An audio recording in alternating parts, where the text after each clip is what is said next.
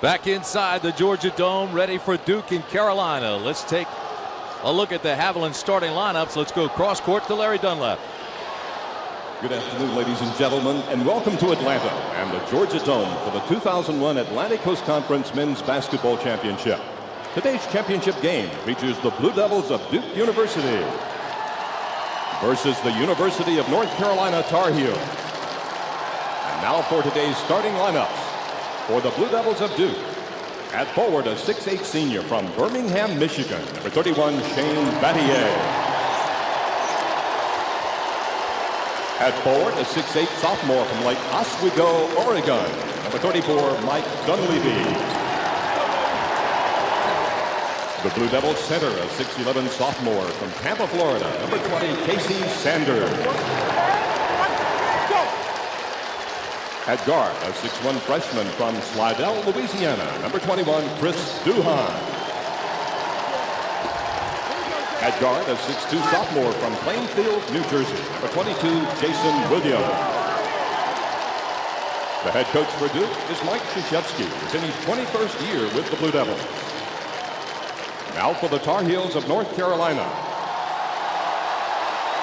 At forward, a 6'8" junior from Fayetteville, North Carolina, number 25, Jason Capel. At forward, a 6'11" junior from Gastonia, North Carolina, number 42, Chris Lang. The Tar Heels center, a 7-foot senior from Greensboro, North Carolina, number 00, Brendan Haywood. At guard, a 6'2" sophomore from Hampton, Virginia, number 22, Ronald Corey. And at guard, a 6'4" sophomore from Greenbelt, Maryland, number 40, Joseph Forte. Matt Doherty's in his first year as head coach of the Tar Heels. North Carolina 25-5. Duke is 28-4. Right now, let's take you across court to Gil McGregor. Gil? Thanks a lot. You know, the irony, the biggest basketball game of the season in the ACC may be determined by football players. Julius Peppers, Bailey, North Carolina, Southern Nash, important for Carolina. And Reggie Love out of Providence Day, Charlotte, North Carolina, really important for Duke. So isn't that interesting? It's basketball, but the football players are having an impact. Love those football players. Hey, Gil sounds like he's playing hurt today. It does sound like he's playing hurt today. The officials today, Mike Wood, Larry Rose, Carl Hess, and the alternate Duke Etzel at the scorer's table. More than 40,000 at the Georgia Dome today. Record crowds for this ACC tournament, the 48th annual ACC Championship game.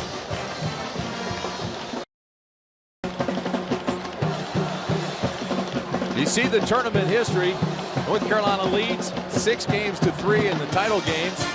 UNC leads 3-1 as the number 1 seed. Duke 0-3 as the number 2 seed. And the Blue Devils are just that today. When the win goes the number 1 seed in the East region. When it's announced later today. Tournament titles, North Carolina has won 15. Duke has won 11. Look at these numbers. Tim, when we're talking about tempo, the turnovers by North Carolina, the steals by Duke, those are the kinds of things that really get the game going at the fast pace that Duke wants. And of course, Duke has really hurt themselves at the free throw line. And in a game we expect to be extremely close and competitive, you're going to have to take advantage of all opportunities, including the free ones. Mike Wood will toss it up. We're underway, and Duke will have it first. North Carolina starts in the man-to-man. Chris Lang on a sort of a bum ankle trying to match up against Shane Battier. Williams' shot is short. Carolina gets it. Here comes Curry. You mentioned Lang's ankle. Curry playing with a bad wrist. Inside they go to Lang with that jump hook. Both of these teams have to be exhausted the third day of this tournament, and both were extended yesterday in the semifinal. Dunleavy for 3. Halfway down, came back out. Tim, obviously that's going to be a factor, but it's one of those things where each team, they're affected equal. Lang puts Carolina on the board. And that's interesting. The first 2 possessions, North Carolina punches it inside, trying to attack Shane Battier with Chris Lang. Lang is 6'11", Haywood 7 feet. They're going to try to go to the big guys all afternoon. Haywood really playing off on the inside, not guarding Sanders out at the top at all. Running one-hander by Dunleavy.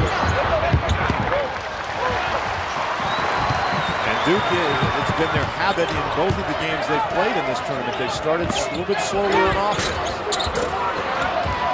Lang's getting some good looks over Battier. North Carolina's taking 3 shots, and Lang's taking them all. And man for North Carolina. Keep in mind, it took a while yesterday for Duke to warm up against Maryland. They were down 10-0 with the Terps. Battier is fouled. And immediately you can see part of the North Carolina strategy. Brendan Haywood really not paying much attention to Casey Sanders at all, particularly when Sanders is out at the free throw line. Haywood laying off and playing for the drive to the basket. That's the first personal on Lang. And the Tar Heels have to stay out of foul trouble.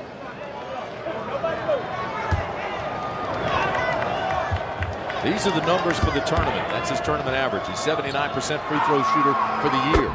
And makes the first. The scary thing about those numbers, if you're a North Carolina partisan, is that Shane Battier has not been very effective from beyond the three-point arc in this tournament, and you just expect him to explode sometime very soon. Battier, who had 20 points yesterday against Maryland, hits them both, and we're tied at 2. Battier had 20 yesterday, even though he was only 3 of 13 from beyond the arc. Now Haywood battling against Sanders. Haywood with a power move. Gets his own rebound, puts it back, blocked by Sanders. Jump ball, possession arrow belongs to the Tar Heels. Great block by Sanders. They said it was clean.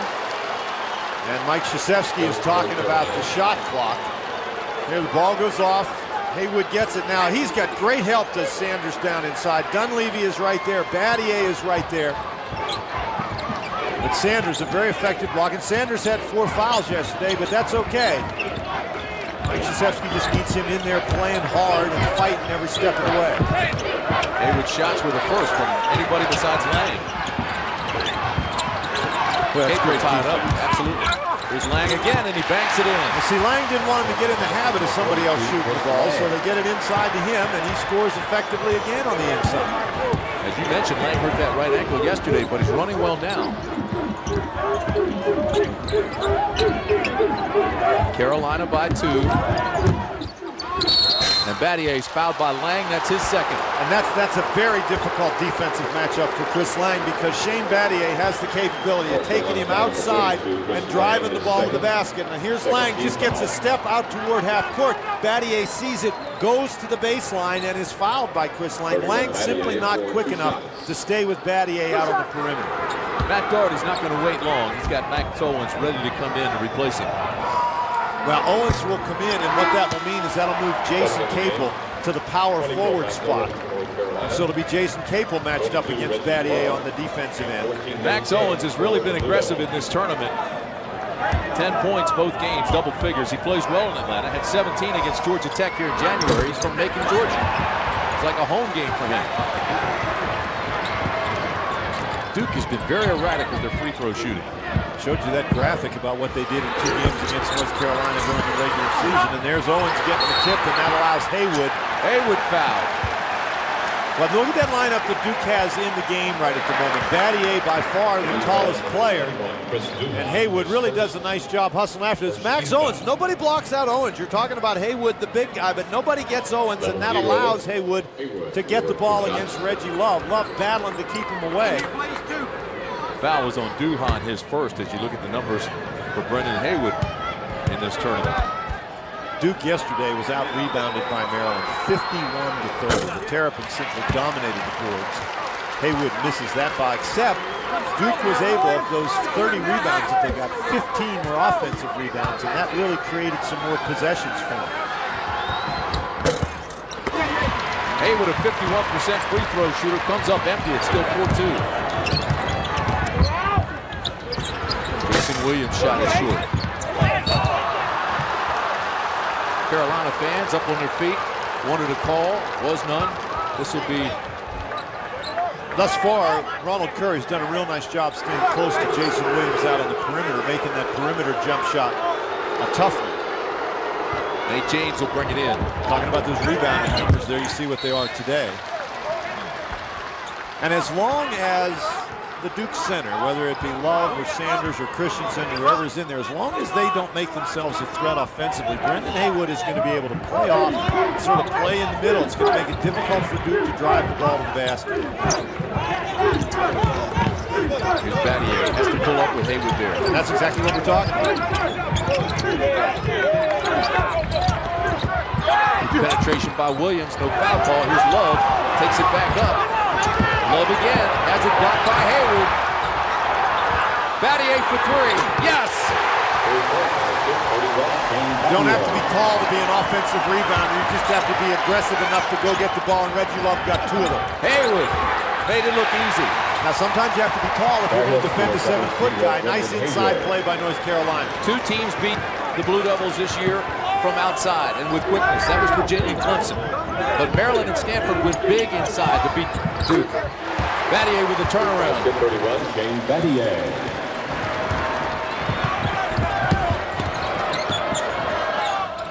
It's very important that Ronald Curry be able to handle the ball without turning it over so that North Carolina can get the ball inside. Their Love is called for the foul against Haywood. We're going to see that problem all day. Well, one of the interesting things that you see here is this is the third game in 3 days for the Duke Blue Devils, and you haven't seen them coming out and with the aggressive press and double teams that you saw in the second time that these two teams met down in Chapel Hill. And Mike Krzyzewski certainly knows that that was a very effective technique, but you have to be a little bit more careful with that in a situation like this as Haywood scores again. The big guys have all the points, Lang and Haywood. It's a 1-point Tar Heel lead. Knocked out by Forte. 15:57 to play first half. Battier with 7 points. The big guys for Carolina.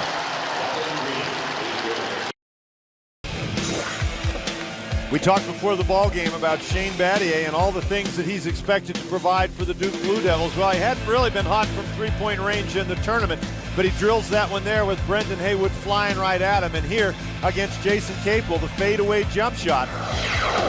Shane Battier really, I mean, what a complete basketball player. Well, Battier has all 7 points for Duke. The two big guys, Haywood and Lang, have all 8 for Carolina. Tim, in that last regular season game where Duke beat the Tar Heels in Chapel Hill, Duke stole the ball 11 times. North Carolina, 20-plus turnovers. And that's not the kind of game it's been. Right at the moment, North Carolina's been getting the ball to the big guys on the block. That's what we mean by power points.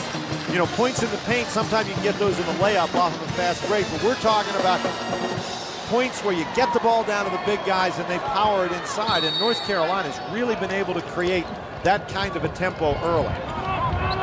Haven't turned the ball over, and that's helped. Forte with a rebound. That's really the first time Forte has touched the ball. Ball slipped out of his hands. He still got it to Capel. Capel working against Battier. Knocked out of bounds by Duke. Tim, you take that much time to get yourself to the basket, and the defenders are going to be all over you. Generally, the rule is each dribble allows an extra defender a step to get there. Casey Sanders blocked that one out of bounds. Oh, nice tip away. Jason Williams surveys the court, goes to Battier. They slow it up. Here's Battier, has it taken out of his hands. Capel can't save it. Good defense by Carolina. Good defense at both ends by Duke and Carolina. Interesting thing is it's half-court defense, and I think the longer the game stays in a half-court kind of situation, the more advantage goes to North Carolina. Here's the steal by Curry. Carolina 10-7. That's the kind of basket that Duke really wants to have to create an up-tempo game, but North Carolina comes up with the first steal, an easy basket. Here's Dunleavy with good penetration. He makes the bucket. He'll go to the line. Not unusual, though, Dan, in tournament time to see that half-court game. You're going to see more of it in the NCAAs. I don't think there's any question about it. And Matt Doherty's squad, with the big guys inside, pretty well equipped to handle it, but that time nobody equipped to handle Dunleavy. Again, very aggressively gets to the baseline. And it really is a different game in there without Brendan Haywood. Duke able to have much more confidence with driving the ball all the way to the basket. Mike Dunleavy converts the three-point play. We're tied at 10. Boy, they jumped out on Capel very quickly. They saw him go 6 for 6 in the quarterfinal game beyond the arc. Here's Lang. Yes. And that's a better move. He didn't dribble the ball a couple of times. He catches it, goes right to the basket, so Duke not able to come and bring the defensive help. Man-to-man for the Tar Heels. Mike Krzyzewski's going to try to get a bigger body in the game now. Matt Christensen will check in. He's at the scorer's table. Boy, nice job by Curry.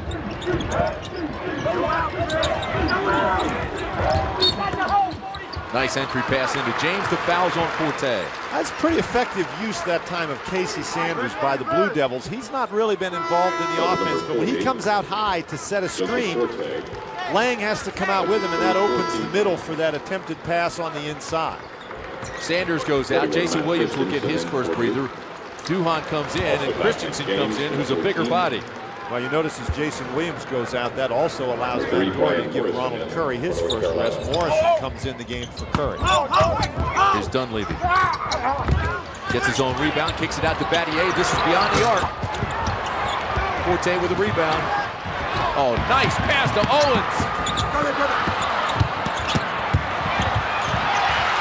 And taken away by Christensen. Very good defense inside by Duke.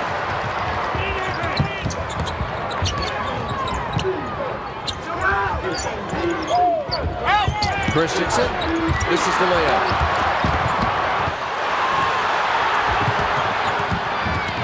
Forte with a short jumper. Well, he never had control of that ball, Tim. And you know, he has not had his jumper hitting in this tournament, any of the 3 games. Ahead to Christensen. Well, that's not a good decision by Duhan. If you're going to throw a lob pass, Duhan now picks up the foul. The guy you're going to throw the lob pass to is not Christensen. Dan, you have to believe that this being the 3rd game in 3 days for these teams, first thing to go is your legs, obviously, in your jump shot. Nobody really hitting big right now. I think as Curry comes back in and Haywood comes back in, Tim, I don't want us to overplay that aspect of this. These guys are young. They are in great physical condition. Each coach has used his bench very effectively in the tournament. They've got lots of TV timeouts to deal with. This is just a big game, and lots of times in big games that there's a little bit of tension and extra nervous energy out there, and I think that has more to do with those field goal numbers you just saw than the fact that it's the 3rd game in 3 days. Possession arrow belongs to Duke, so the Blue Devils will bring it in. 13:25 to play in the first half. It's North Carolina 12, Duke 10. Just taking a little while to feel one another out here.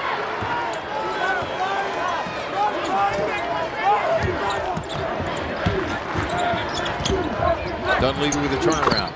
And with the way North Carolina is trying to guard Duke today, Dunleavy is the guy they may have a difficult time defending.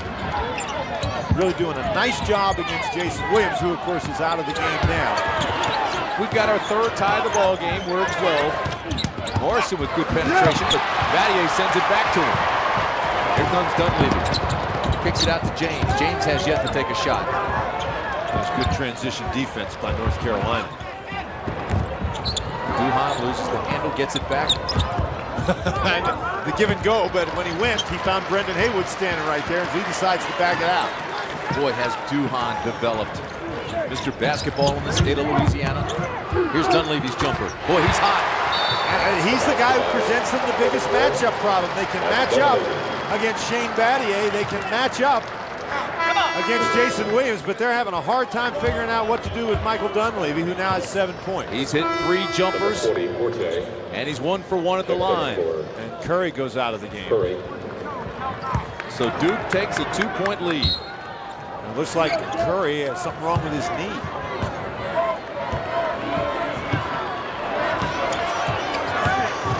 Wait, and that's a huge factor, because now you're going to ask Morrison to try to go head-to-head with Jason Williams, at least for a few minutes. Tell you what, he looks like he's in pain, too. Forte gets it back, steps on the line. It'll belong to Duke.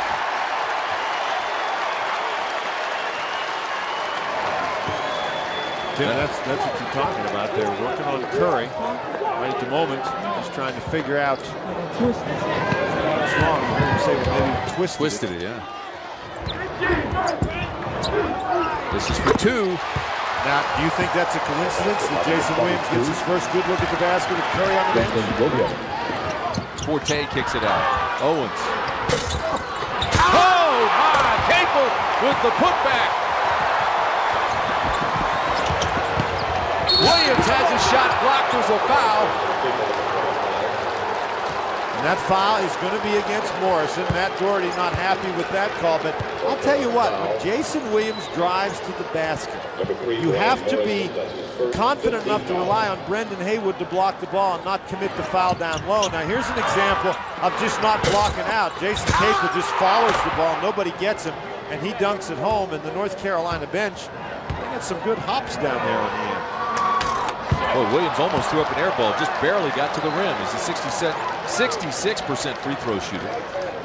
Showed you that number before the game, that Duke only 54% shooting free throws during the regular season against North Carolina, only 3 of 6 today. After the Maryland game yesterday, Mike Krzyzewski was saying he doesn't know. That's just, they've been very erratic. Sometimes they're red hot from the line, and sometimes they're cold. Well, here's James with a 3.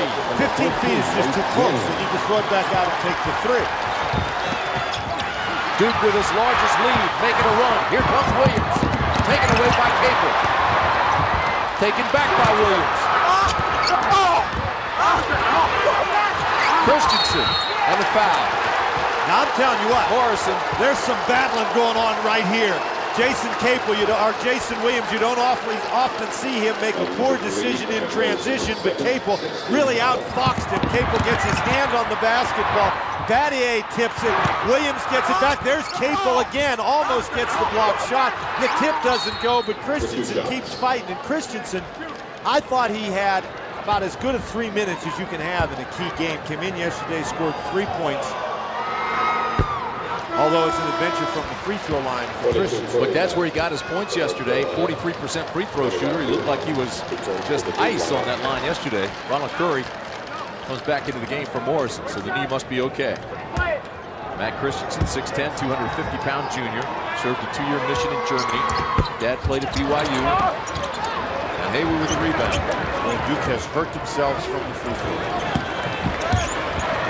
3 of 9 in the early game.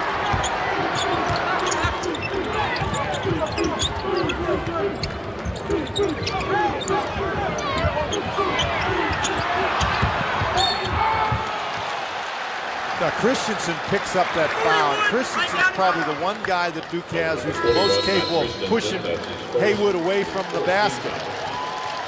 Duke leads by 5. Duke with the 5-point lead. We talked about Michael Dunleavy. Now watch Dunleavy here. He's going to set a screen, and then he's going to step back in the lane right here. And Brian Morrison, who's trying to guard him, is going to come out and help with the screen, and he's not going to get back in time.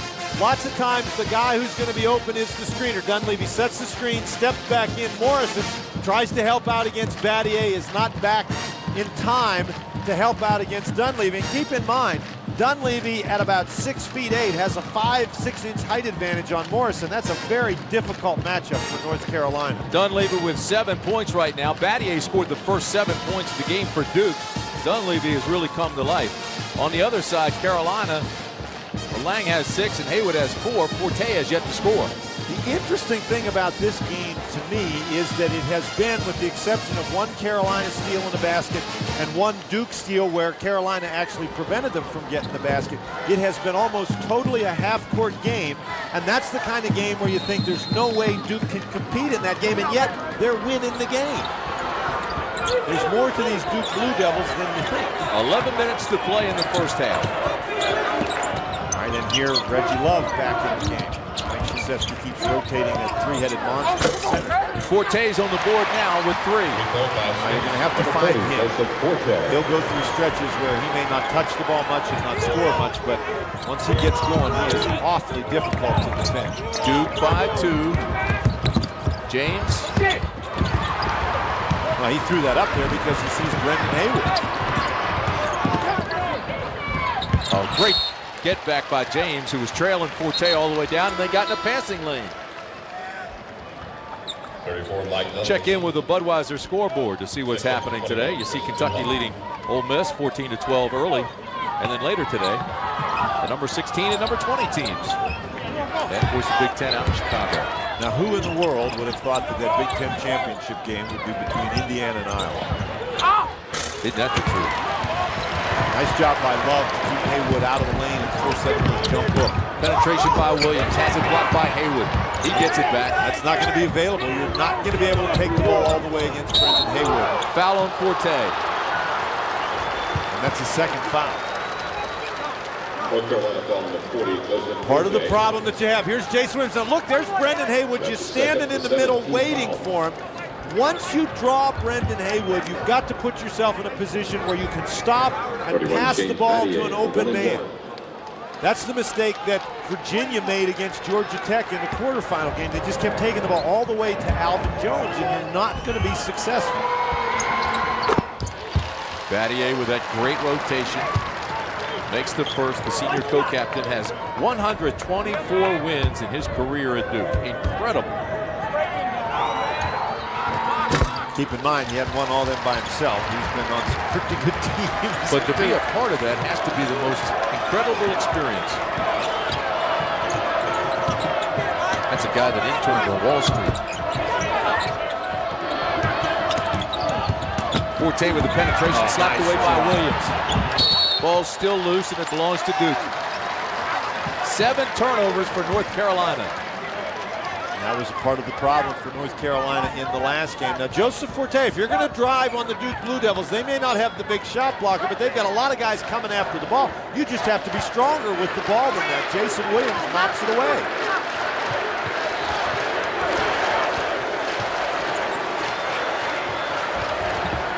Dunleavy back in the game. Williams can't finish. Again, Williams is thinking about the presence of Haywood, who plays off Reggie Love and keeps himself available inside to disrupt things.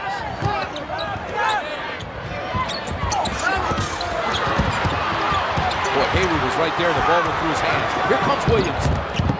Dunleavy. Yes. Nice job by Dunleavy to get his feet set. So many times in transition, you see guys get excited and float, but Dunleavy got himself stopped. Made the basket. Duke now with their largest lead. Duke by 6. Forte for 3. Make it 3. I think we're just going to have a marvelous game today. I think we're going to see each team with little runs, but I can't imagine anybody's going to run away and hide in this one. Battier from beyond the arc, yes. Well, Mike Krzyzewski made the point. He says, I don't know if my kids will have their legs tomorrow. Speaking about this game after the semifinal, he said, I know they'll have their hearts, and the same belongs to Carolina. Owens from beyond the arc. And we're going to see a lot of three-pointers fired up in this game. Duke with 6 so far, as you just saw. Wow, James for 3 more. Now Duke goes on these spurts. They did this right at the start of the second half against Maryland yesterday. And when it starts raining threes, you feel like you're being pummeled. Matt Doherty calls the timeout. They're on their feet at the Georgia Dome. 8:17 to play, first half. When Duke and North Carolina get together, you expect fireworks, you expect entertainment, you expect threes. The Duke Blue Devils, Shane Battier nails one. At the start of the second half against Maryland yesterday, they scored 5 threes in succession. This time, Nate James buries one after the great pass from Michael Dunleavy. They've got 2 in a row now. Duke 4-7 overall. Matt Doherty saw enough right there, Tim, that he wanted to try to stop that right away, called the timeout. How about last weekend at the Dean Dome? Duke took 38 threes. Wow. And Tim, that's a lot, but the first time they played North Carolina, when they lost in Durham, they took 35. And the interesting thing here is Jason Williams, Joseph Forte, Williams with only 2 points, which makes this Duke lead all the more impressive. Keep in mind, however, they were 12 for 35 in Durham. They were 14 for 38 in Chapel Hill. Not much really of a difference there. The difference was in the 2-point game. In Durham, Duke only 17 of 38 from 2-point range, but in Chapel Hill, 21 of 34.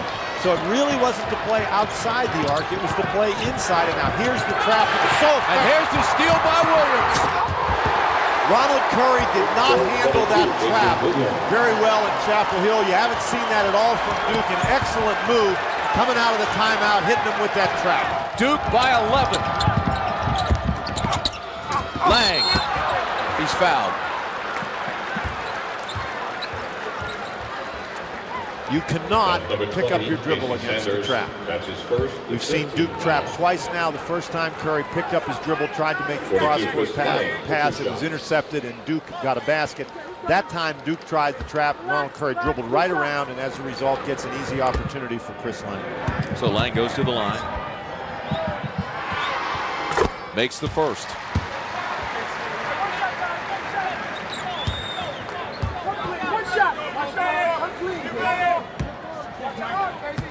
Good start for Lang. He's got 7 now.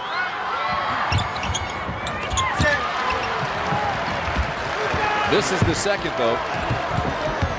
So Duke's going to try to add to its 10-point lead.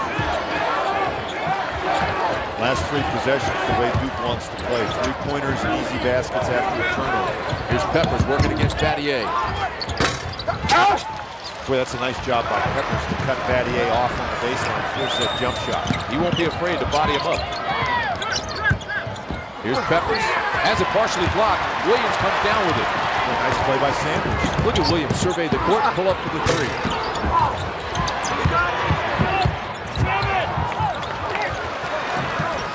Across to Capel. Peppers wanted the lead. I don't think that's the kind of shot that North Carolina can shoot. You get the layup off the break, fine. I don't know what you want to take this through. Williams! That's why, because if you miss it, you allow Duke to really play the up and down tempo that they want to play. Peppers was in front of the break and wanted the pass. Didn't get it. Now he mishandles this pass, and Williams gets it again. Here we go. Duke starting to run away with it. Here's Duhon. 35-21 Duke. We talked about the tempo, and right now the tempo is exactly where the Duke Blue Devils want it, up and down. Forte gets his rebound, takes it back. That's the 2, and it won't go. Ahead to Sanders. And he's fouled.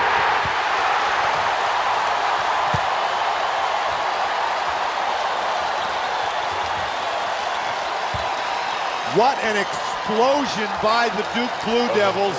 And suddenly the game that was nothing but a half-court kind of tempo suddenly becomes up and down, and that's the way the Duke Blue Devils want it. Sanders already has a blocked shot today. Does a great job catching that one. Anytime he can score, I think that's just gravy for the Duke Blue Devils. After 4 ties, going back and forth, Duke has exploded to a 16-point lead. They had a 14-point lead in the second half yesterday against Maryland. Keep in mind, though, that Maryland came all the way back.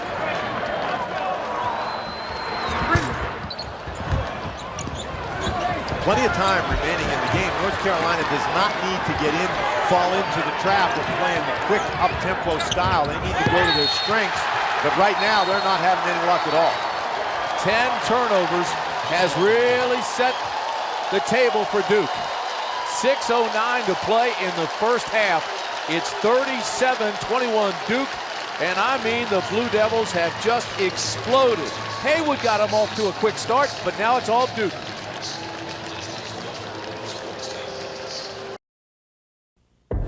The Duke Blue Devils on quite a run. Watch Ronald Curry. He can take the ball, turn his back to the play, try to make a cross-court pass. Duhon picks it off, and away he goes for the dunk. Then Duke, after another steal, they're taking the ball in transition. Very little defense for that, as Jason Williams is able to score effectively after struggling. Now Williams steals the ball down to Duhon. Duke on a 14-1 run. Matt Doherty not very happy with it. You know, there are turnovers and then there are turnovers. North Carolina has 10 turnovers, but in those 10 turnovers, Duke has 8 steals, and those 8 steals lead directly to baskets. Dan, take a look at our Jeep game summary. It looks like this. The turnover's a major factor. Well, again, 10 of those turnovers, of those 10, 8 are steals. And when you steal the ball, that allows you to get out in transition, which is why Duke has the 13-2 transition margin. And most of those 13 here in the last 2 minutes. Boy, Duke has just exploded. Under 6 minutes to play in the first half. Carolina in his zone. That shot is short by James. See, there's a lot of people who think you can't play zone against a team who can shoot, but that's a fallacy. You play zone against a team that's great in transition. Sometimes you make them stop and settle down and move the ball slowly, and you just disrupt their game. Carolina really unsure of its passing right now. There's a reason for that. The guys in the black shirts are all over it. Inside they go to Lang. Lang with a little drop step, comes up short on his shot. Capel gets it. Never hit the rim, so the shot clock did not reset. It's down to 5. Here's Lang. He loses out of bounds with 3 on the shot clock. Boy, how active can you be on the defensive end? Duhan tried to get a timeout. He stepped out of bounds first. Well, he didn't need the timeout because there's only 3 seconds left on the shot clock. That was a good one that he didn't get. Now, I think Carl Hess is asking Larry Rose if the ball ever hit the rim. They reset the shot clock. Now, they reset the shot clock because they decided that Chris Duhan had possession. Sure. So possession change. So it did make a difference, and he didn't get the timeout. Stepped on the line. Here's Forte. That's for 2. Can't go down. Boy, good block out like that. Williams beyond the arc. Now, see, that's not a bad shot because Duke wants the game at that tempo. Here's Haywood way up at the top of the key. Capel. He'll fire from beyond the arc. Boy, they just can't buy a basket. Miss those long 3-pointers. Gives the opposition a chance to get out running. Battier from way outside comes up short. Man, was he out there. This is for 3. Yes! Just had to move in 6 feet. 31, Shane Battier. Battier's laughing about that. He knows how far away he was the first time. And Battier takes it away. Here's Williams. They're starting to run away with it, folks. They've doubled the score. 42-21. Duke. What an amazing explosion by the Duke Blue Devils.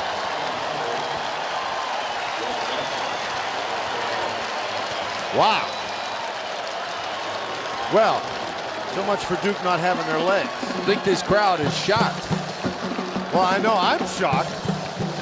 Shane Battier, the long 3-point basket, and it's so long, and the rebound is so hard that it goes right to Reggie Love, who kicks it right back out. Battier gets 6 feet closer and drills it. It's not just offense that's part of Shane Battier's game. He just takes that right out of the hands of Adam Boone, and off they go to the races. Williams making a great decision in transition there to take the ball all the way to the basket. And certainly it's defense that has sparked this explosion by Duke. They started trapping, extend the defense, added some pressure, and Carolina, quite frankly, has not handled it well. Budweiser scoreboard shows Kentucky up on Ole Miss. Still in the first half of that one. Coming up later today, Texas and Oklahoma. And a Big Ten out in Chicago. I think it's very interesting, you know, that Kentucky team. How can a team that has had such a great record and be such a good team this year have all the criticism that Kentucky's had? But it took them a long time to get into the top 25 this year, but they seem to be back with a vengeance right now and expect Kentucky to have a pretty high seed in that NCAA tournament. And Duke, they had a 19-2 run against Maryland yesterday, following up with a 19-1 run here against North Carolina. Carolina's gotten away from what they were doing early, trying to bang it in the middle. Outside of Forte, and he's fouled by Dunleavy.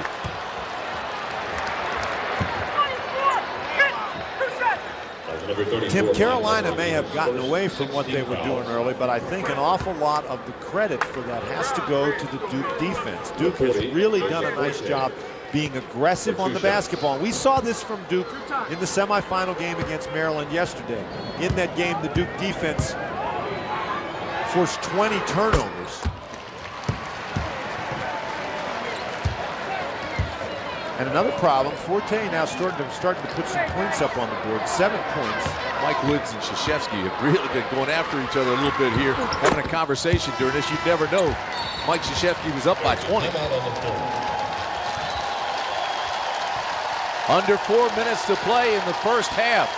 We'll return after these messages from the ACC. You know, some big stars have taken center stage between these two teams in the tournament championship. Larry Miller had 32 points in the win over the Blue Devils in 1967.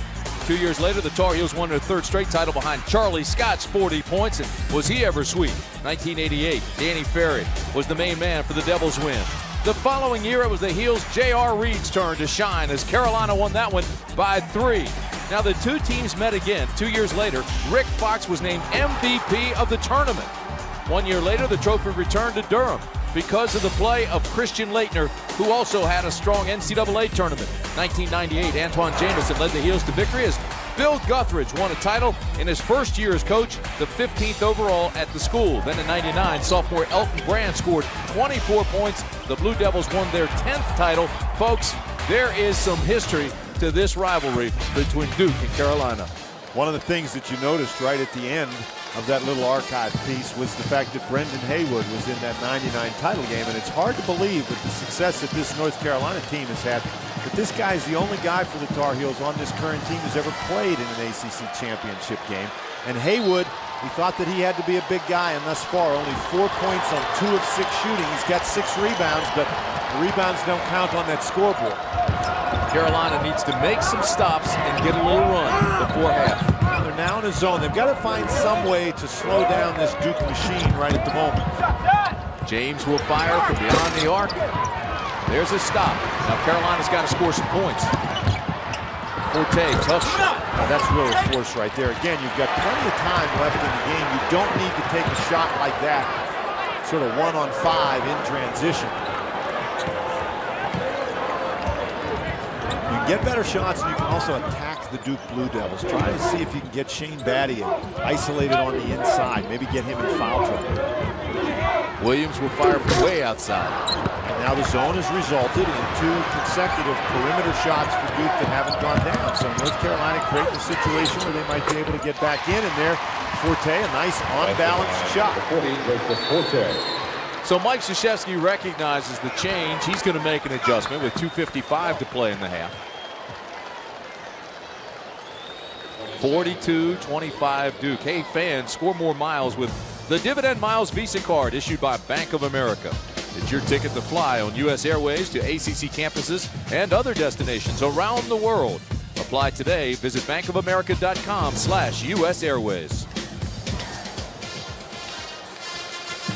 Talked about the Duke defense. They have been outstanding, and that's been the key to this game. You can see they've held North Carolina only 30%, forced 11 turnovers. But again, I'll emphasize 9 steals, and what a steal means, you can almost always equate a steal to a basket. If you steal the ball, the other guys are going to be chasing you down the court. You don't score all the time, but those become very high percentage offensive opportunities. Joseph Forte, he's got to be careful that he doesn't get impatient and try to carry everything on his own back. He's got 8 points in the game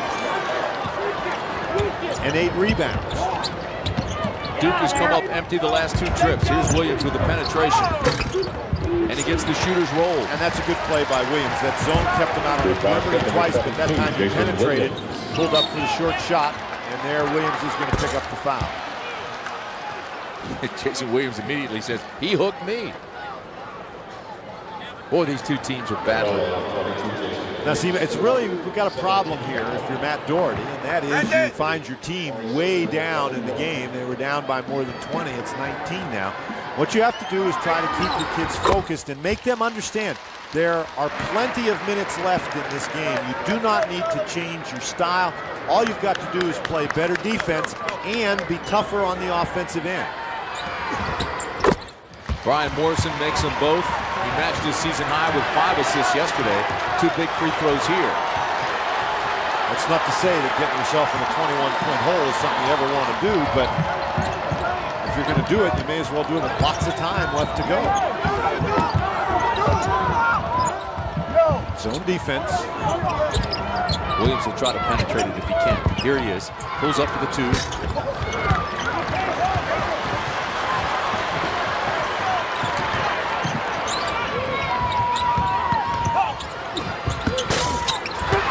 Capel just struggling with his shot. This foul will be on Will Johnson.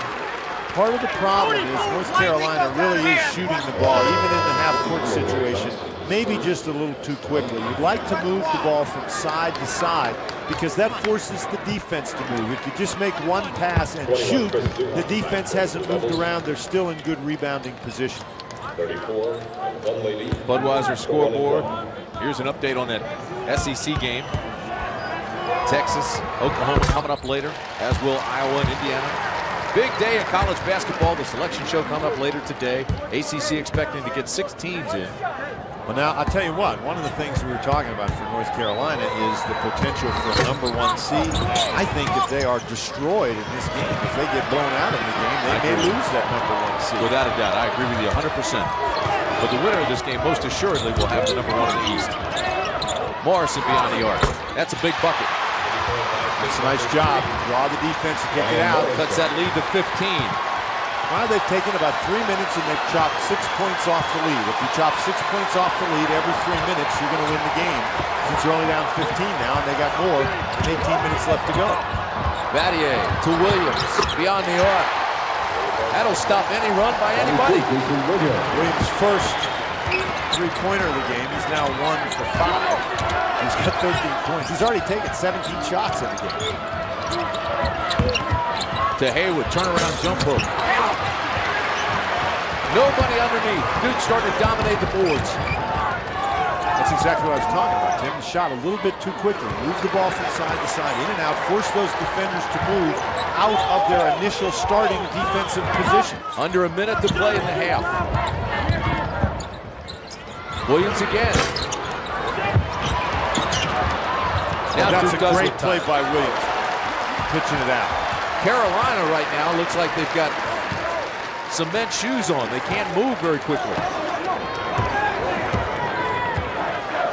Battier telling Williams to take it back. There's about a 10-second difference between the shot clock and the game clock, as you can see there. 25 on the game clock, 15 on the shot clock. Down to 7 on the shot clock. Duhan takes it in the paint, has the shot blocked, but there's Dunleavy. 7 seconds to Forte. He misses the layup.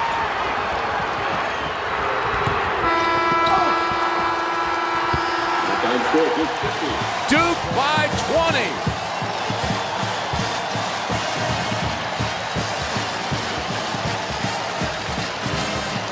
Wow.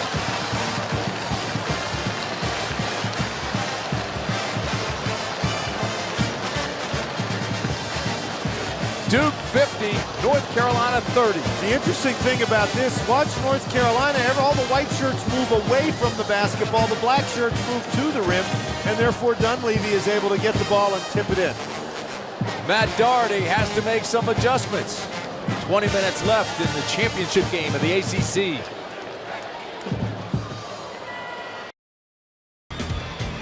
Duke is looking to be just the 3rd team in ACC history, the first in 32 years to win 3 straight ACC tournament championships. Dan, take a look at the Buick Keys to the second half. Well, if you're Mike Krzyzewski, real simple halftime talk. Don't let up, guys. Keep doing what you're doing. And for North Carolina, that may seem funny, but I think patience is going to be a big key for the Tar Heels. 20 minutes in the second half, divide that up into 5 4-minute segments. All they got to do is cut the lead down by 4 points each segment. Let's go over to Gil McGregor. Coach Doherty said you can't turn the ball over and win a ball game, and you got to chase down these long rebounds because Duke has a lot of offensive boards. For Duke, they said the first 4 minutes of this half is key for them. They can't let up, and they got to get it done in the first 4. First 4, as Dan just mentioned, trying to break it down in 4-minute segments. So Carolina needs to shave some points and add some points, and of course Duke needs to keep the pressure on.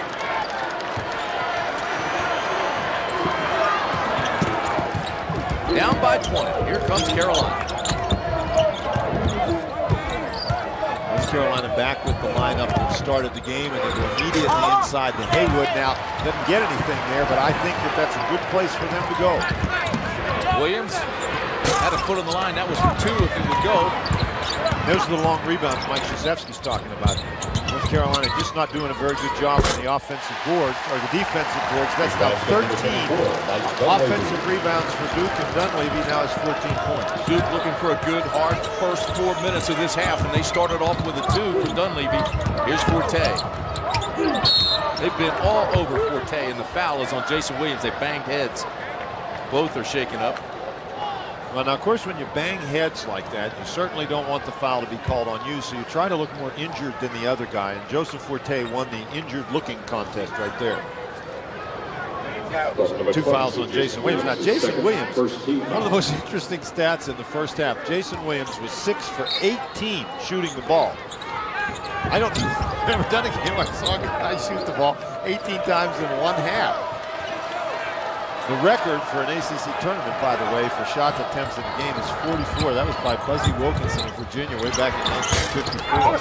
Forte is having a tough time with his shot in this tournament. Draws iron, and here come the Blue Devils. No look pass to Sanders, kick it out to Dunleavy. Good stop by Forte.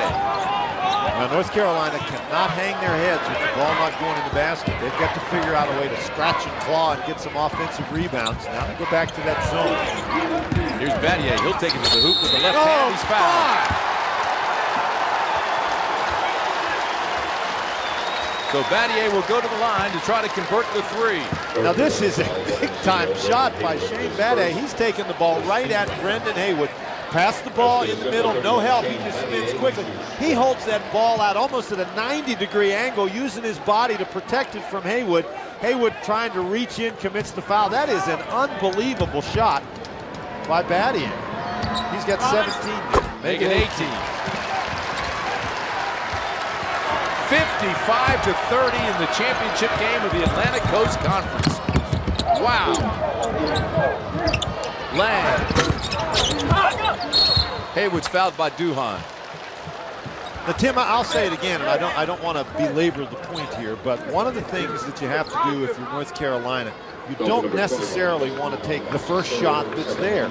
Duke sets up in defense, and nobody sets up in defense in bad rebounding position. So unless you move the defenders around, when you shoot the ball, the defense is still going to be in good rebounding position. You've got to move the ball around, and when you shoot it, that gives your teammates a chance to get some offensive rebounds. If you're just going to take the first shot that's there, you're never going to get any offensive rebounds.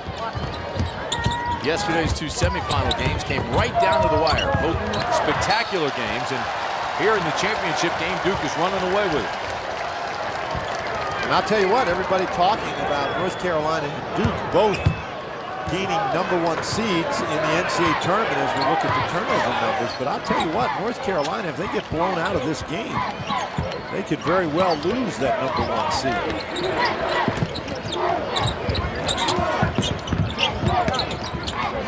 Kick out to Dunleavy, left alone beyond the arc. Forte with a rebound, and he's fouled by Sanders. Sanders immediately looks over at Mike Krzyzewski. Sanders knows the more fouls he gets, the odds of him coming out of the game. And he's coming out of the game now. And that's one where Sanders, he just ran into Forte, 3 fouls. So he goes out. Reggie Love will check in. Sanders wants to get his fouls hammering Brendan Haywood, not accidentally bumping into Joseph Forte. They may have Boozer back for the tournament if you listen to the Duke folks. I think they may not want him back. The way they're playing. Oh, I wouldn't go there. No, I mean, we're not. A lot of football players in this game, as we mentioned before, as Reggie Love checks in. Oh, nice look, and the pass to Lang, but he can't convert. Brendan Haywood's got to take it up strong. He does. Move the ball a couple of times. The defense has to go and contest Lang, and nobody left to block out Haywood. Maybe that's the start of the road back for the Tar Heels. Remember, they've got a lot of firepower. If they get it going, they can close the gap in this game.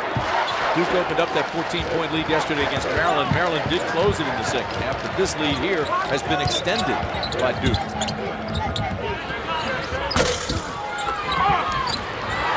Taken away by Love. Dunleavy comes up with it.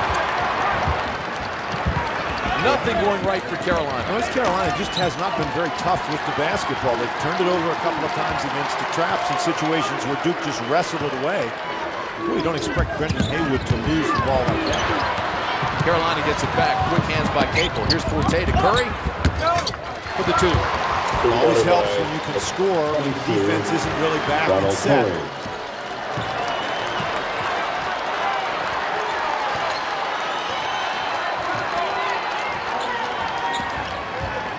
Staying in the zone. Great look. What a catch. What a catch. My heavens. How about the pass? Well, now the pass is fine, but somebody's got to catch it. That was a bullet. Wow. Williams finds him, but this is, he really whips that ball there. And Dunleavy, what a great job with Jason Capel all over him, catches the ball. 34, Mike. How many times have you seen a guard make a pass like that and the ball just whistles right into the stands because the guy can't get his hands on it? This broadcast is a copyrighted presentation, so any use of it without the express permission of Raycom, Jefferson Pilot Sports, and the ACC is prohibited. Rebound by Haywood.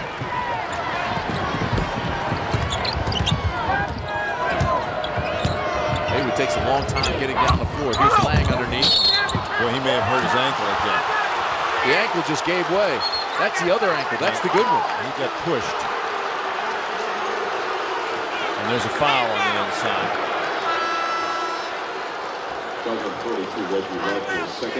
It's just like it gave way and he crumbled to the floor. Well, Love is really battling hard on the inside, and that's pretty good defense on the ball. It's tough to make a good inside pass when you're guarded that effectively. Love actually, they got tangled up. 2 more for Carolina. That will help. Cuts the lead to 20. Well, we've completed our first 4-minute segment, and North Carolina has stayed even, Tim, and they need to cut in a little bit, not stay even. Duke had extended it to 25. It's back to 20. We're under 16 minutes to play. So in the first 4 minutes, Duke maintains what they have. That's not bad when you're up 20. Foul on Curry. 22. It's gone silent in the Georgia Dome. The Duke Blue Devils are just tearing it up against North Carolina today. It's a 20-point lead.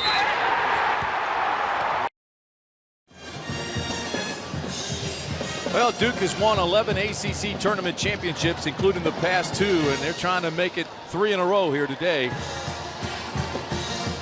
56-36 is our score. Duke in complete control.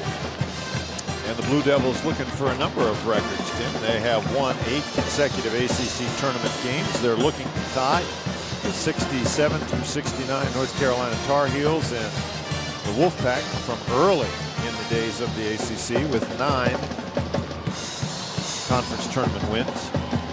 This is the 10th time Carolina and Duke have met for the tournament title. Carolina winning 6. But Duke in control here. So now you're in a situation where you've only got 4 of those 4-minute segments left, so you want to try to cut off 5 points of that lead. And there's no reason for Haywood to make that pass. He's got to take that ball up and dunk it. The turnover cost him. Duhan brings it down, no hurry. Here's Battier beyond the arc and gets his own rebound. I think he's going to get a foul. Well, the foul's actually be called against Jason Capel. Now, Brendan Haywood is a guy inside where you figure that North Carolina ought to have an advantage. Look where he sets up in the lane. He's all the way under the basket, goes around. Now that's a dunk, and instead he throws it to Haywood, nearly takes it, or to Lang, nearly takes his head off. Most startled guy on the court was Chris Lang. Battier with the rebound, keeps the ball alive for Duke. Boy, another offensive rebound. Duke is just much quicker to the ball than the North Carolina Tar Heels. Brendan Haywood looks way in the distance to check the time remaining at 15:06. They take it down right at him, and Shane Battier can't convert. Williams beyond the arc.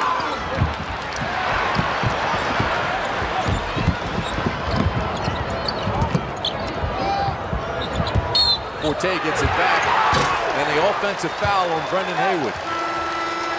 Illegal screen. You know, sometimes you have those kind of days. And you certainly hope you don't have one of those days on a stage like this, but Matt Doherty's team really just can't get anything going. You were talking about losing the possibility of having a #1 seed. Now you have to wonder if it stays like this, you can reverse the negative momentum and get them going for the tournament. Tim, we're just not talking about one game. Remember, North Carolina lost 3 of 5 in terms of their last 5 regular season games. They lost 3 of them. And there's another offensive rebound. My goodness. Carolina thought that ball hit the clock. It didn't. Here's Dunleavy for 3.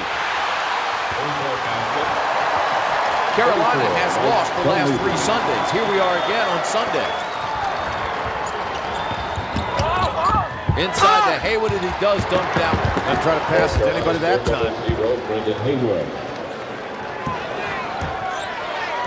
Now North Carolina goes back to the man-to-man. Got to try to get some turnovers here. Nice pass to Sanders. And the foul by Haywood.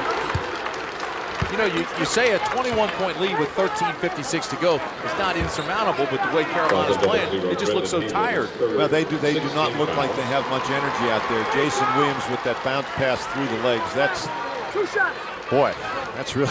Sanders on the line. Some days you're the hammer, other days you're the nail, and North Carolina has been certainly pounded so far today. Casey Sanders makes his first 6'11", 218-pound sophomore from Tampa, Florida. He gets better every time out. 7 points, 3 rebounds against Maryland yesterday. Mr. Basketball in the state of Florida. Tim, I'll tell you what, you can learn to shoot in practice, you can learn to guard in practice, but the only way you can learn to play, where to be on the court, how to sense things on the court, the only way you can learn to play is to play. And Sanders finally getting some more minutes. Joseph Forte looking frustrated. And that's a tough shot by Max Zone. North Carolina still has time in the game. They don't need to take tough ones. Sanders throws it away. How about the play by Williams? Oh, can you believe the hustle and the alertness of Williams? Watch this. This is a team up 22 points, and Williams, there's no reason for him to get to that ball. The only reason Joseph Forte goes down is because Williams cuts his feet out front, and Williams willing to go down, sacrifice his body to get that ball. Joseph Forte was not. Terrific hustle. Great play. And again, that's up 22 points. I'm sure nobody would have criticized him if he took off and ran down the court trying to defend Joseph Forte, but he just goes after that one. Great hustle. Brendan Haywood goes out of the ball game. Julius Peppers checks in. Battier shoots over him. Forte with a rebound.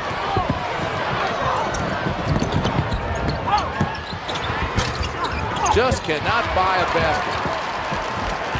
And cannot get an offensive rebound. Here's Williams. Yes. Oh boy. This has become a clinic right now. You know, you look at this ball game, you think the title may have been won yesterday against Maryland. Here's Morris. Oh, he's in pain. This is a real problem for the Duke Blue Devils right now. Jason Williams down hard. Oh, and he just said it's serious. He is in pain. You know, and that's how this game can turn around on you, Tim.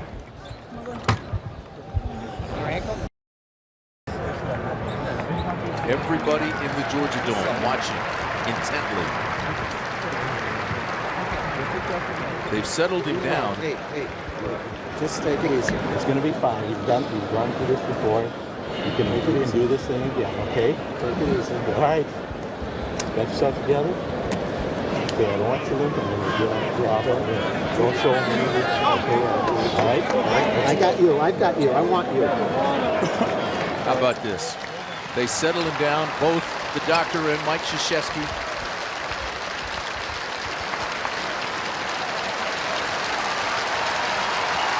And let's take a look, see if we can see what happened. The ball is passed inside Jason Williams.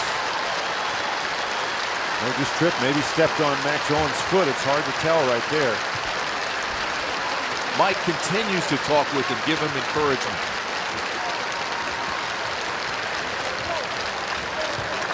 And a standing ovation as Jason Williams leaves the floor. Now 15 points, 5 rebounds, 5 assists, 4 steals. And I mean, there's no question that Duke can lose Carlos Boozer. They've shown how they can rally around and change the way they play a little bit to make up for that. But I guarantee you, they cannot lose Jason Williams. Everybody is in concurrence there. Here's Forte. Joseph just shakes his head in disbelief. I don't think he's ever gone through a stretch like this in his entire life. 4 for 13. But he really hasn't had that jump shot any of the 3 days. No, and a lot of people talk about shooting in a dome. And it was very interesting. I talked to Jason Capel after their victory over Clemson, where Jason Capel was 6'6", and Jason Capel made the point. He said, you know, we play in a dome. We play in the Dean Dome. I like to shoot in a dome stadium. But certainly that hasn't been the case for Joseph Forte. Here's Battier taking charge, telling them to get out, clear out. Here I come. Doesn't make the shot, but he'll go to the line. Well, now on the plus side for the Duke Blue Devils, if you're going to lose Jason Williams in the ACC Championship game, it's much better to lose him when you've got a 24-point lead than, say, in a 2-point game. Jason obviously in pain. Cannot put full pressure on that foot. And I think it's not a foot injury, it's not a knee injury, it's an ankle injury. And it may be one of those where, you know how sometimes when you turn your ankle, you're in tremendous pain right when you do it, but it's not always necessarily a horrible injury just because there's a lot of pain. Right, but there's no question it's an ankle injury, but they're telling him to put pressure on that foot. They wanted to see how much he could stand in the ankle as the doctor continues to work on it.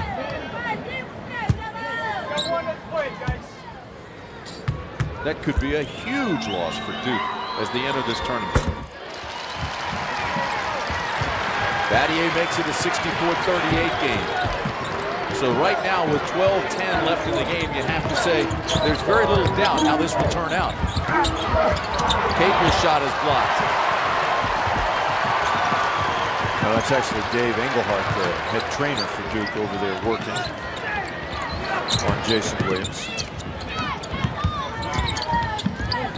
North Carolina in the man-to-man.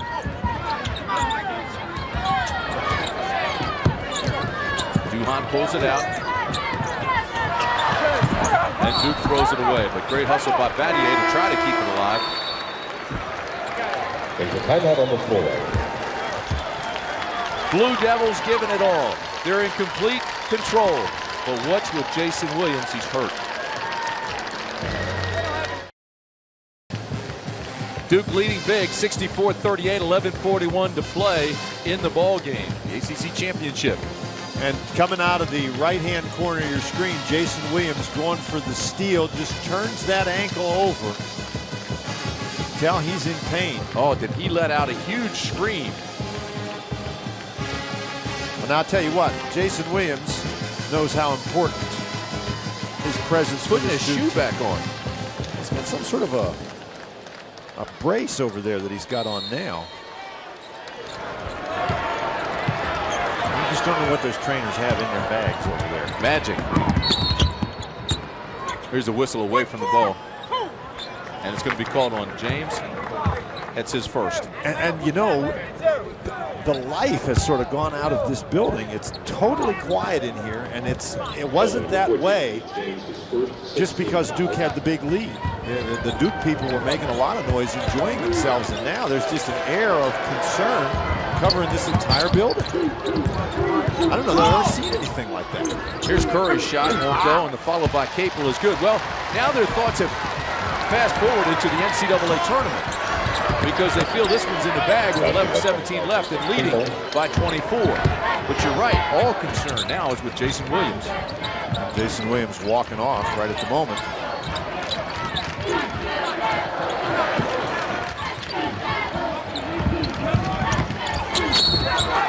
And Shane Battier with the charge. There goes Jason Williams with the medical staff into the locker room. Obviously still in pain.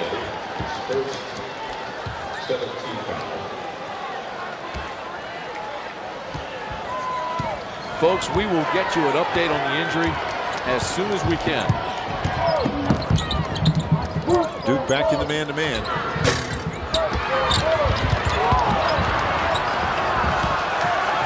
North 64-40. Dan, still struggling shooting the ball. Well, I certainly didn't. This has just been a game where Duke has imposed its style of play on North Carolina as thoroughly as one team can do it to another team through the first 30 minutes of this game. Two great programs and certainly a great rivalry. But last week and today, Duke has dominated. And the amazing thing about this, Duke really hasn't shot the ball all that well. That's a shot clock violation. The ball never touched the rim. Let's go over to Gil McGregor. Hey, guys, they didn't take him to the locker room, but Jason Williams is down in one of the corridors with the trainer, applying some pressure on his ankle to see how it's feeling, see if it's going to work. They may end up taking him to the locker room, but right now, they're just testing it to see how bad it is injured. All right, Gil, well, we're looking at Boozer, who broke that bone in his foot against the University of Maryland. And now with Jason Williams injured, I mean, this becomes critical as you look ahead to the NCAA tournament, Dan. Well, it sure does, but if you're Mike Krzyzewski, you can't look ahead right now. You've got to get this game finished. Joseph Forte gets called for the pushing foul. That's 3 on Forte. But I'll tell you what, that is the concern of the Duke partisans here. Without a doubt. In the arena. Without a doubt. A lot of the fans that we see across the Georgia Dome right now are figuring this game is in their back pocket with 10:05 to play and up 24. James trying to add to that. Here's Forte. Can Carolina give one more run? Try to close this gap. Capel for 3. Halfway down, comes back out. Haywood is fouled.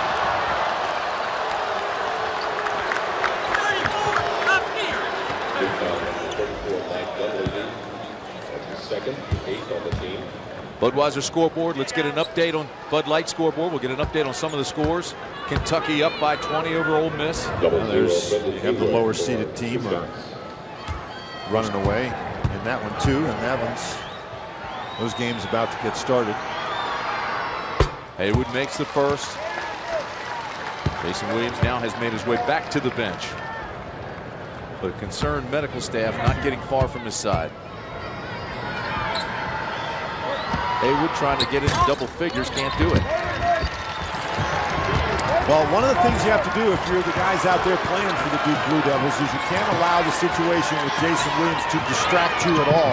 You've got to go out there and keep playing. Carolina turning it up defensively as we go under 2 minutes. 9.5 to play in the championship game. Now, one of the problems is you try to get the traps and turn it up defensively, and if the offense handles the traps, it becomes very, very tiring for you as a defensive player. James' shot is short. I say 2 minutes or 10. Under 10 to play.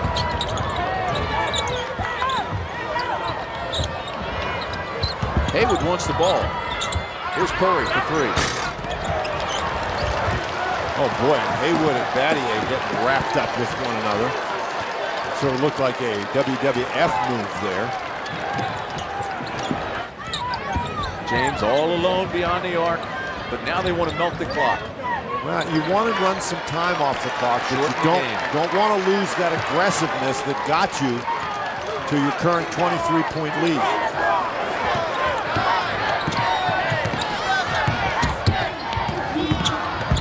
Duhan all the way to the baseline, ball's loose, and here comes Forte. They bang into each other, Capel and Forte, and Forte is fouled.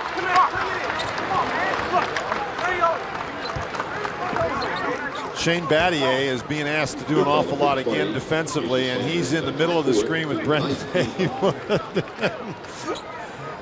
Oh, here you get another look at it. Battier pushing up against. Now, Battier's trying to block him out, but they've sort of got one another wrapped up. I think that Haywood may get 2 points for that if you're wrestling.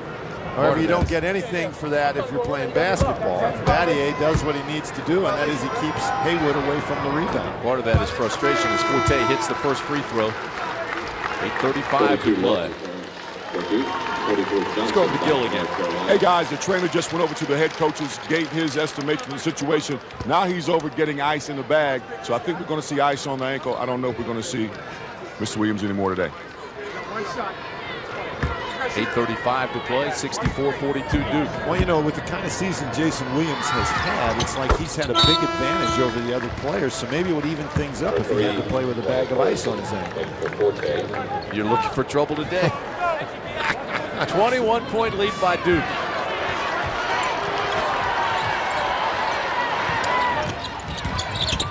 Duhan pushes it up. Again, the Blue Devils not quick to shoot. Melt the clock, shorten the game as Carolina picks up its defensive intensity. But it doesn't help you shorten the game if you don't score at the end of these possessions. And here's another turnover. So North Carolina, not a lot of time left. They're in a situation where they have to score almost every time, but they created a situation where they've cut the lead to 21. And can take it under 20 with this possession. And on the offense, Ronald Curry goes out of the game. Matt Doherty going with his better shooters. Oh, and there you get a foul on Johnson setting an illegal screen. The largest lead for Duke was 26. So the Tar Heels have not really been able to cut into that very much. Well, North Carolina really has struggled, and there's, you know, in this second half, Duke has continued to stretch out the lead, even though they're only shooting 24%. You know, it used to be said, not only when the ACC could put one in the tournament, but then when they opened it up to a 64-team field, they used to say the ACC beat each other up so much and then had this tournament when it was one of the very few tournaments in the country that they retired when they got to the NCAAs. In recent years, obviously, with Duke and Carolina and the success that they've had in the NCAAs, they've gotten away from that. But you have to say today, and I know you say don't make too much of it, but both teams really do look tired.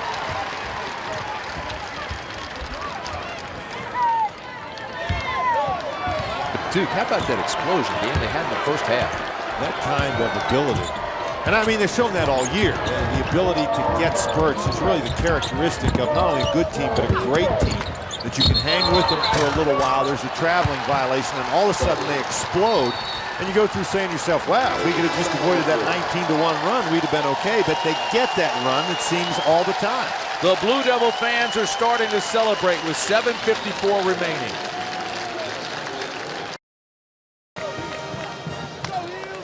Back inside the Georgia Dome, it's all Duke, 66-43 in the ACC Championship game. ACC Tournament Finals played in Atlanta. Number 2 seed has not won. And that's what Duke is today, so this will be a first. As you say, Tim, that is about to change. The other thing, all the other games, as you can see there very clearly, hotly contested affairs, 3 points the margin in each of them. And I tell you what, we're going to have a heck of a comeback here by North Carolina if we get to 3 points. And speaking of numbers, what game Mike Dunleavy's had. Yeah, most of those points, Dan, came in that spurt when they broke this game open. Let's go over to Gil McGregor again. Had a chance to talk with the trainer, and the trainer tells me it's a bad sprain, but that's all it is. It's a sprain. Nothing more, nothing less. He won't play anymore today, but they're not too worried about having him later on in the NCAA. All right, Gil, thanks. 7:44 to play, 66-43 Duke. Boy, Carolina's got to hope they don't play on Sunday again this year. They have lost the last 3 Sundays. This will be 4. A month of Sundays. Here's Dunleavy way beyond the arc. And there's another offensive rebound. Duke on the offensive boards has really been dominant today. 20 offensive rebounds. That's incredible. And you figure North Carolina's the bigger team. They ought to have the advantage. But Duke has just out-scrapped them and out-hustled them all afternoon long. Here's a whistle, and this is going to be called on who? Morrison? Haywood. And that's 4 on Brendan. Well, it's a very frustrating situation for North Carolina right now. You're in a position where Duke is going to spread the court. You have to simply chase them. There's nothing worse than being way down and chasing people around out on the basketball. I've got to be honest, Dan. I mean, Haywood had 13 points yesterday, caused all kinds of problems for Alvin Jones. Coming into this ball game without Boozer, I really thought Haywood would have his way inside. Tim, I tell you what, that is something that we all anticipated, that he would have a good game with Carlos Boozer sitting on the bench in street clothes. But when Duke creates the kind of a tempo where they're stealing the ball and running down the court, they're getting into the offense and scoring baskets before Haywood can set himself up to be a defensive factor. And then, as the tempo and pace of the game continues, North Carolina never really settles into the kind of a game where Haywood can be a factor on the offensive end. You know, Haywood is not a three-point jump shooter. He's a guy who dunks and layups and little short hooks down on the block. So when you're playing an up-and-down tempo perimeter game, he's not really much of a factor. Under 7 minutes to play. Duke trying to three-peat in the ACC Championship game. Another turnover. And that's been the story of the afternoon. 19 turnovers for North Carolina. You're not going to win very many games when you turn the ball over 19 times and give up 20 offensive rebounds to the opposition. And Duke, as we say, Duke has not shot the ball well today. But nonetheless, those numbers, yesterday we talked about them as hustle stats. Those numbers with the turnovers and steals and offensive rebounds, that's just hard to make up for North Carolina. Duke Shoot 36%. Mike Krzyzewski told him to spread the floor. They've done that. They've melted this shot clock down to 5. And they finally turn it over. But in this situation, Tim, with a 23-point lead, 6:15 left on the clock, unquestioned. Doesn't really matter if you turn it over. You've run 30 seconds off the clock, and that's the key. Joseph Forte, 14 points, but he's got those 5 turnovers, and he has really struggled shooting the ball today. And in fact, as you correctly mentioned, the entire 3 days. Just cannot find the range. It's almost as if the bucket has a lid on it. Remember yesterday in that semifinal game against Georgia Tech, North Carolina went through a situation where it wasn't them, it was Georgia Tech who went like 14 minutes without scoring a basket. They couldn't get it to go, and now situation reversed. The Tar Heels find themselves in that position today. The ball's just not going in the goal. Carolina fans still chanting, still hoping, looking for a miracle. And again, Duke, before they took that shot, they had run 30 seconds off the clock.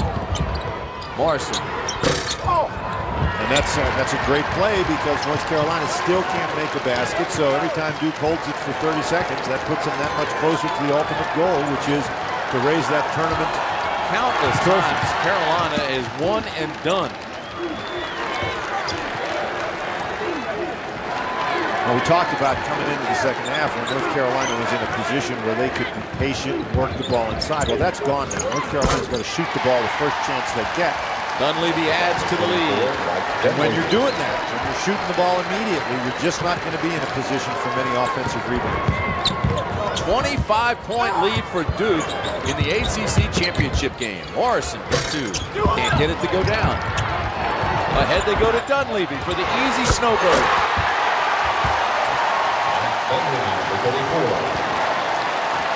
Wow, has this been a domination today? And now Mike Krzyzewski showing a lot of emotion. And the fans of Duke are on their feet. 4:26 to play. We'll return after this message from the ACC. Let us add our kudos to John Swafford, the commissioner, and his staff and the entire Atlantic Coast Conference for what they've done, and the folks here at the Georgia Dome as well. Look at this. Well, this is amazing. Everybody wondered how this would be received in a domed stadium, and certainly you have to say that's a success. 40,083 the attendance today, and we got to hand out some kudos here as we look at Jason Williams on the bench to Fred Barakat of the ACC office. He's the guy who has organized this tournament. He's the tournament director, and he and his staff have done an absolutely fabulous job. Mike Krzyzewski said yesterday in the press conference after the terrific Maryland-Duke semifinal game, he said it really is a Final Four atmosphere in here, and I think he's right. People walk into the game, all the hotels right around the arena. And that's not an accident. They've got banners, and I mean, they really have this place set up so that it gives you that Final Four appearance. And of course, Duke under Mike Krzyzewski is very familiar with what a Final Four looks like, so he's probably the expert to comment on that. But again, you really have to give some credit to Fred Barakat, the tournament director, and all the people from the ACC office in the Georgia Dome who really have done a fabulous job. Duke has appeared in 12 Final Fours, the 4th highest total in the NCAA. They've won 2 national championships, and they're going to win their 3rd straight Atlantic Coast Conference tournament here this afternoon. Finally, Max Owens makes a bucket for 3.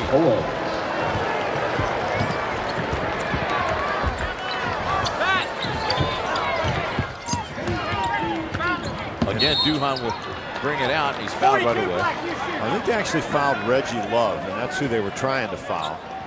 If they did, they got a break. Ball's 42. Chris Lang, his 3rd.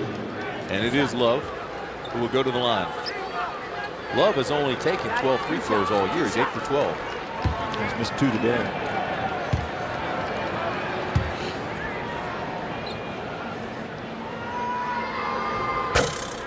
And he makes that one. 71-46. Can you believe it? Not really, no. I don't think the 40,000 here can believe it. Even the Duke fans are shocked by how dominant Duke has been.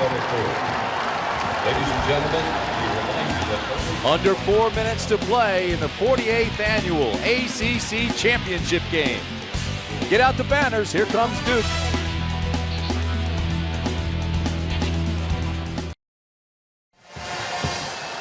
Duke well in control of this game over North Carolina, 72-46, 3:55 left in the ball game.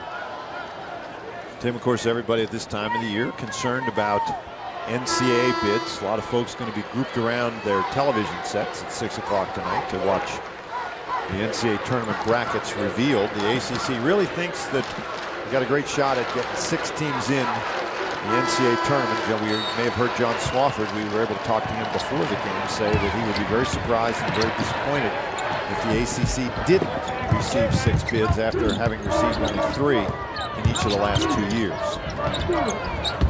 Duke well in control. While we're talking about the NCAA, Duke has had the most Final Four appearances by any program since 1986. 8 Final Four appearances since '86. But right now with Boozer out, they hope to get him back. Jason Williams with his badly sprained ankle. Their future now depends on the medical staff. You're absolutely right. And there's Jason Williams with the ice on his ankle. Carlos Boozer. Now Owens hit the last North Carolina basket, Tim, and that was the first North Carolina field goal in over 7 minutes. But Dunleavy, he hadn't had that problem. He's had an outstanding game, 24 points. He sure has. 3:11 to play. 74-46 Duke. Owens adds 2 more for Carolina. And Owens is the only guy who scored for North Carolina in the last 9 minutes.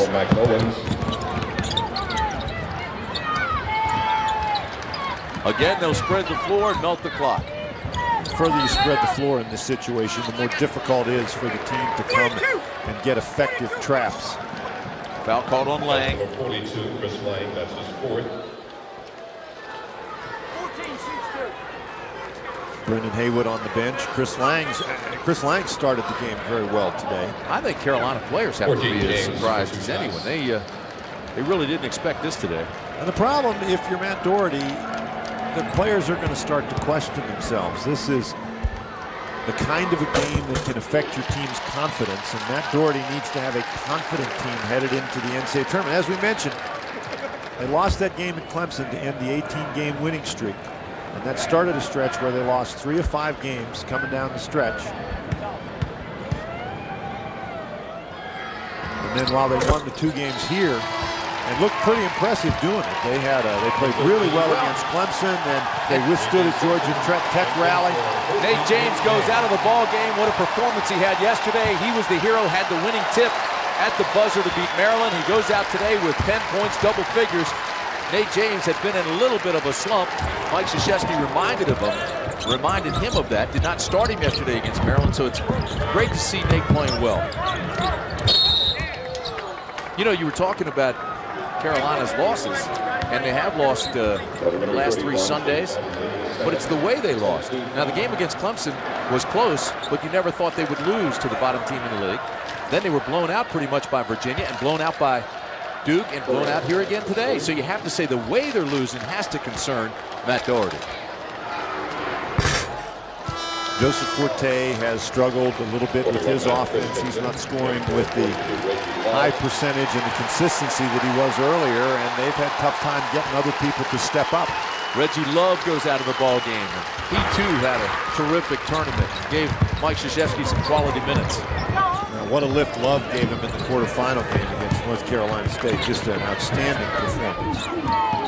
Dunleavy was left alone for the shot, but that's not what they need right now. They need just to get out of here, get this game over with. Well, again, they're just going to run the shot clock down and try to get a shot at the end of the clock. And in this situation, if you don't get a shot, it doesn't make much difference. You've got the huge lead. You're going to need to shoot the ball. Shot clock down to 5. Battier will shoot for 3.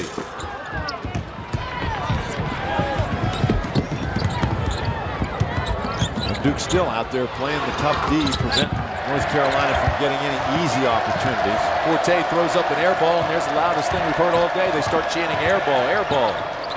Well, certainly the loudest thing we've heard since Jason Williams went down. When he went down, there was silence. Just concerned by everybody, and I think there still is, and there should be. Shot clock down to 12, with the game clock down to 1:30. And that's a good decision by Chris Duhon. You just want to take the ball and shoot it from the outside. You don't want to risk injury attacking the basket at this point in the game. Dunleavy there, taking that philosophy to hard testing his range. J.D. Simpson in the ballgame for Duke. He's one of the co-captains, a fourth-year walk-on. Everybody getting some playing time here for the Blue Devils. Boy, Capel, that's been his spot, that three-pointer from the top of the key. He's really knocked those home in this tournament. 1:04 left in the championship game from the Georgia Dome in Atlanta. The party has begun. And Mike Krzyzewski got a timeout so he could get everybody on his bench in the game, get his key players out of there, and Matt Doherty doing the same thing. Matt Doherty's going to take his starters out, put the substitutes in. A white flag has been raised. Now, we've been talking before, Tim, about NCAA tournament bids, and the ACC has had a great history of success in the NCAA tournament. While a lot of that success has been built around Duke and North Carolina, two outstanding programs, the ACC.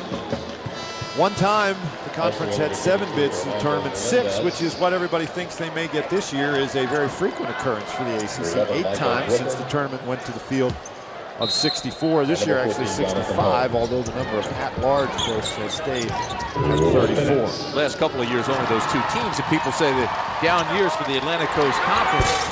But keep in mind all the players that left early for the NBA. Under a minute to play. One of the reasons why the conference has had such a solid season all year long is the fact that teams have many veteran players. And you just go right up and down the list of those 6 teams that are probably going to be invited to the NCAA tournament. Veteran players have been the key guys. And you see Jason Williams over there on the bench, and he's now got the ice off and he's got his shoe back on. And this is a guy, even though he's only a second-year player, he is a veteran player. He didn't go anywhere. He completed an outstanding first season. And then in his second season, he's able to lend a great deal of leadership to that Duke program. You know, I was always told when you have an ankle sprain like that, the first reaction would be to get off of it, get ice on it, and start healing it. But a lot of people say to stand on it like that, keep the blood circulating in it, helps it heal rapidly. And of course, Jason Williams wants to be part of this championship celebration, which Duke is about to undertake here in 40 seconds. He's going to do it gingerly, you better be sure, but nonetheless, he wants to be part of it. Certainly been a big factor in Duke earning. Well, Duke was down 45-42 yesterday at the half. Went on a 19-2 run after the intermission. Even though Maryland outscored Duke 30-17 down the stretch to set up a classic finish, it was Nate James' tip that won the semifinal game for the Blue Devils. They advanced in here today and just beat up on the Tar Heels of North Carolina. The last 20 seconds of the 48th annual Atlantic Coast Conference Championship game from the Georgia Dome in Atlanta. Folks, it's all Blue Devils who will now go on to the NCAA's most assuredly as the #1 seed in the East. So Duke wins it. 79-53. Duke wins the ACC title, and for just the 3rd time in ACC history, and the first in 32 years, the team wins 3 straight ACC tournament championships. NC State did it in 54, 55, and 56. North Carolina did it 67, 68, and 69. And now the Blue Devils of Duke have done it 3 straight.